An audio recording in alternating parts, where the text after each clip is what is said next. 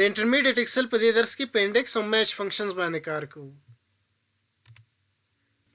د انډیکس فنکشن د رو یا کالم نمبر غواړي او د هغه نمبر ویلیو درته درکوي، او د میچ فنکشن بیا د لوکپ ویلیو په بنا باندې د هغه ویلیو نمبر درته درکوي. په دې سل کې که زه ورته وایم چې مساوي انډیکس، ګوره د انډیکس لومړی ارګومنټ ارې ده. په ارې کې ورته هغه مکمل سیلز انتخاب کړئ چې په هغې کې ستاسو ځواب موجود ده. زه غواړم چې دا کنټري کالم ورته مکمل انتخاب کړم، کومه ورکوم. دوهم ارګومنټ د رو نمبر ده، وایي چې په دې ارې کې د څویم نمبر رو ریکارډ راواخلم. زه ورته وایم چې د دې رو ریکارډ راواخله، بیا کومه ورکوم. ګوره اخیری ارګومنټ کالم نمبر ده، خو دا ګوره په سکویر بریکټس کې بند ده، مطلب دا آپشنل ارګومنټ ده، او دا ارګومنټ هغه وخت پکارېږي کله چې په ارې کې ورته له یو نه زیات کالمز انتخاب کړو. لومړی لومدي یو کالم سره ګورو، قوس بند انټر. ګوره رشیا راته راواخیسته. په دې ارې کې چې ما ورته انتخاب کړی و، ګوره 1 2 3 4 5 رشیا کېږي، نو د 5 رو ریکارډ راته راواخیسته. که دا 5 زه ورته په 8 باندې تبدیل کم، انټر. ګوره سعودي عربیه راواخیسته، او په دې ارې کې 8 نمبر ویلیو هم دغه ویلیو ده. په دې سل کې یو ډبل کلیک کوم.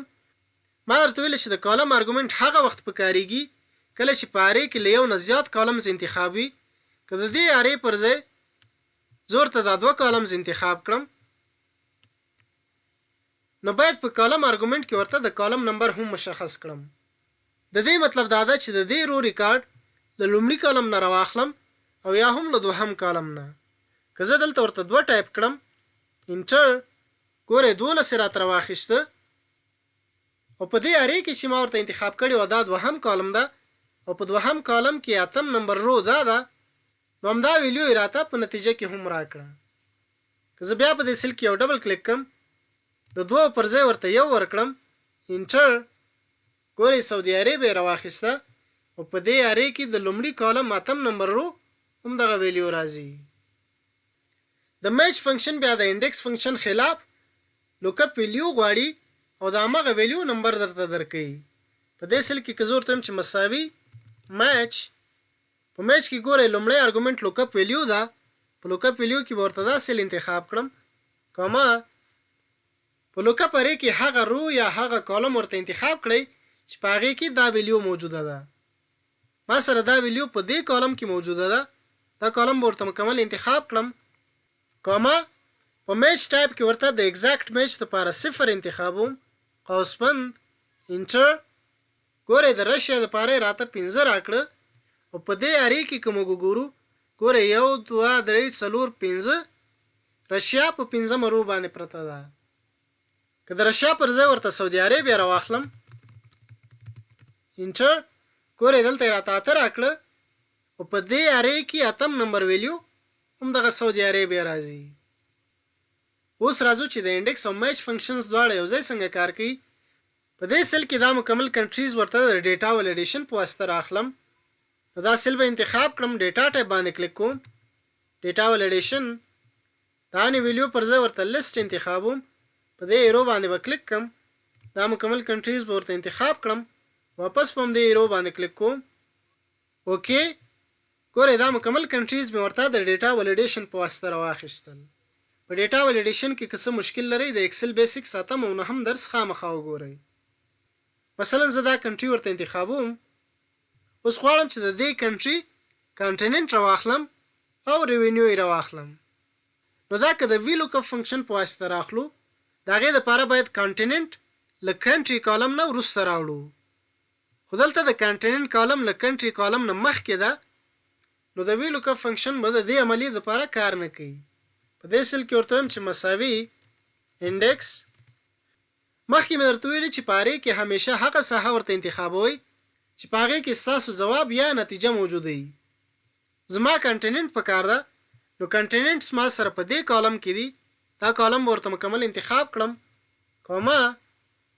رو نمبر زه غواړم چې په دې ویلیو باندې بیسډ وي، نو د دې دپاره چې د دې ویلیو رو نمبر لاسته راوړم، د میچ فنکشن ورته استعمالوم.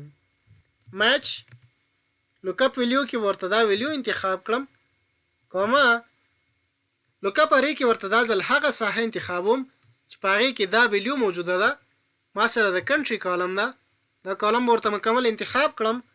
بیا کومه ورکوم په میچ ټایپ کې د ایگزیکټ میچ لپاره 0 ورکوم، قوس بند. د کالم ارګومنټ ته ضرورت نشته، بیا ورته چې قوس بند انټر. ګورئ د نایجیریا دپاره یې راته افریقا راواخیسته. دلته که وګورو ګورئ نایجیریا همدغه کنټیننټ کې راځي. که زه د نایجیریا پر ځای ورته مثلا یوکرین انتخاب کړم، دې سیل کې راته یوروپ راکه، یوکرین ګورئ په همدې کنټیننټ کې راځي.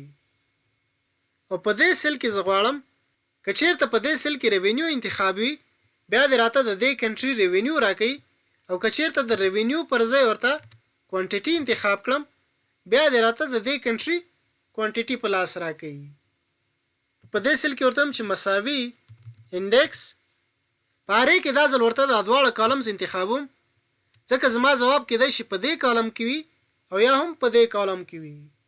کومه په رو نمبر کې ورته چې میچ لوکپ ویلیو کې ورته دا ویلیو انتخابوم، کومه په لوکپ ارې کې ورته د کنټري کالم انتخابوم، ځکه دا ویلیو ما سره په همدې کالم کې موجوده ده.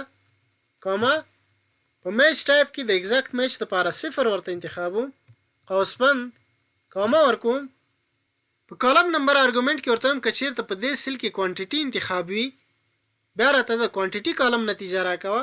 او که چېرته د کوانټیټي پر ځای ورته ریوینیو انتخاب کړم، بیا راته د دې کالم نه نتیجه راکوه. نو بیا ورته د میچ فنکشن لګوم، لوکپ ویلیو کې ورته دا ویلیو انتخابوم، کومه لوکپ ارې کې به ورته دا دواړه کالمز انتخاب کړم، ځکه دا ویلیو ما سره په دې ساحه کې موجوده ده. کومه په میچ ټایپ کې د ایگزیکټ میچ لپاره 0 ورکوم، قوس بند، بیا قوس بند انټر. ګورئ د یوکرین کوانټیټي دومره کېږي، دا ویلیو یې راته راکړه.